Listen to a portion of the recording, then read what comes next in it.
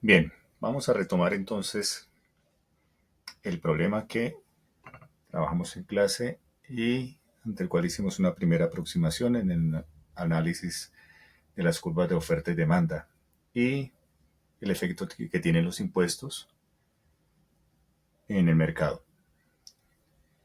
Ahora, inicialmente habíamos hecho un análisis sin tener en cuenta que el impuesto iba a recaer inicialmente sobre los bebedores de cerveza.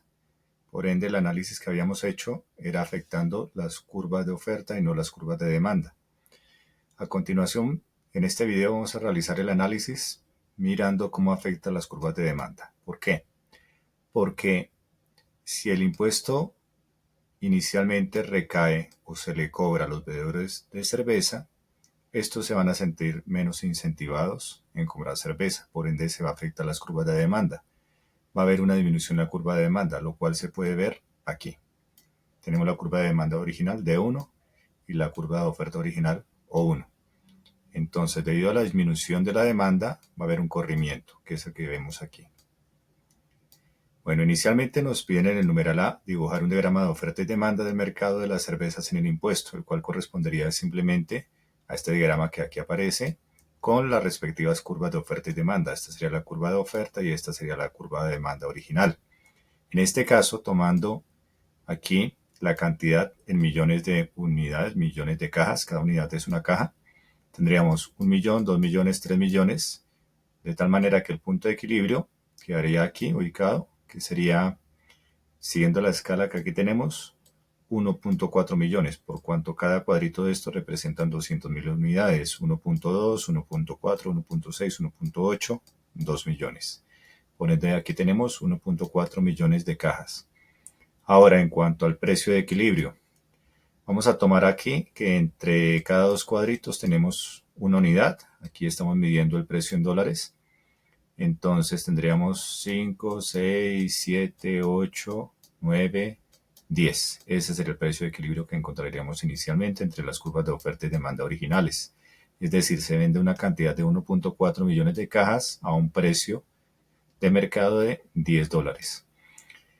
Bueno, otro comentario que hay que tener en cuenta aquí es que tanto la curva de oferta como la curva de demanda son inelásticas, de tal manera que la inclinación se corrige un poco, haciéndola más inclinada, tanto esta como esta curva. Listo, ahora nos preguntan cuál es la diferencia. Bueno, primero, ¿cuál es el precio pagado por los consumidores? Como ya dijimos, sería de 10 dólares. Ese es el precio pagado. El precio recibido sería el mismo de 10 dólares y la diferencia del precio sería de 0 dólares. Es lo que nos indagan en este primer numeral. Bueno, ahora vamos a la segunda parte, numeral B. Hay que dibujar un diagrama de oferta y demanda del mercado de la cerveza con el impuesto. Entonces, como ya se dijo, como el impuesto va a recaer inicialmente a los compradores, es decir, se va a recaudar cobrándole directamente a los compradores, va a haber un desincentivo al consumo de cerveza, por ende la curva de demanda se va a correr hacia la izquierda o va a bajar. Y es la que tenemos aquí. ¿Cuánto se va a correr? Se va a correr 2 dólares. ¿Por qué 2 dólares? Porque básicamente eh, cuando la persona que compre la cerveza, al precio que pague, sin importar cuál sea, siempre va a tener que pagar 2 dólares de impuesto. Es decir, compra una caja de cerveza, paga 2 dólares. Compra 10 cajas de cerveza, paga 20 dólares. Entonces, ese desplazamiento aquí tiene que ser el mismo para cualquier cantidad de cervezas vendidas. Y en el precio, entonces, como de acá a acá tenemos una unidad, de acá a acá 2 unidades, pues tenemos que bajar 2 unidades de lo que hicimos aquí. 2 cuadritos es una unidad, 4 cuadritos son 2 unidades, entonces tenemos el desplazamiento de 2 dólares en el precio. Listo. Entonces lo que hacemos es trazar este primer punto acá y por este punto trazamos una paralela a la curva de demanda original. De tal manera que tenemos esta curva que está aquí.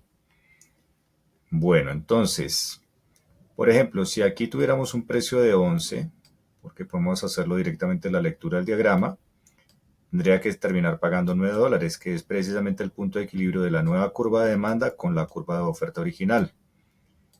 Este sería el precio al cual está vendiendo el vendedor, valga la redundancia. Ese es el precio que recibe el vendedor. Ahora, ese sería el precio que pagaría el comprador, pero recordemos que tiene que cancelarle $2 al Estado. Por ende, realmente el precio que termina pagando es este, de $11. Entonces, el precio pagado sería el nuevo punto de equilibrio, que sería $9 más los $2 que tiene que recaudarse de impuestos, por ende termina pagando $11. Es decir, inicialmente estaba pagando 10, ahora está pagando 11. Ahora, antes el vendedor recibía $10, pero ahora con el nuevo precio de equilibrio está recibiendo $9. Es decir, está recibiendo menos. ¿Cuál es la diferencia del precio entre el precio pagado y el precio recibido? Es de $2. Y con otra particularidad vemos que realmente el impuesto está recayendo sobre los dos. Aunque inicialmente se le estaba cobrando al comprador, terminan pagando los dos. ¿Por qué? Porque el vendedor antes estaba vendiendo a $10 la caja, ahora la está vendiendo a 9. Es decir, que está aportando realmente $1 al impuesto.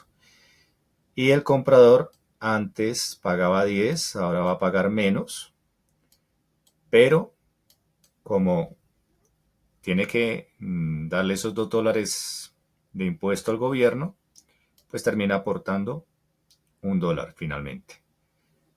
Y ese sería el efecto del impuesto en las curvas de oferta y demanda para el mercado de cerveza.